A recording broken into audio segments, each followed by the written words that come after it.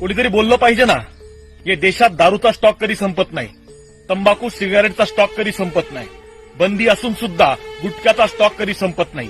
पण नेमकं पेरणीच्या दिवसांमध्ये इथं बियाणाचा स्टॉक संपून जातो.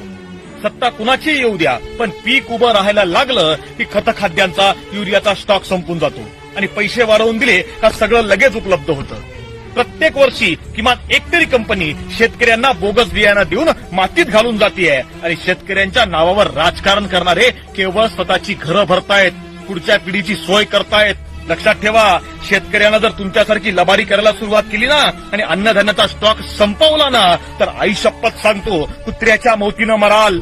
आणि शेतकऱ्यांच्या पोरांना सांगतो, भावांनो आता बोलायला शिका. आपला बाप बोलला नाही तर आता काळ बदललाय, आपण बोललं पाहिजे.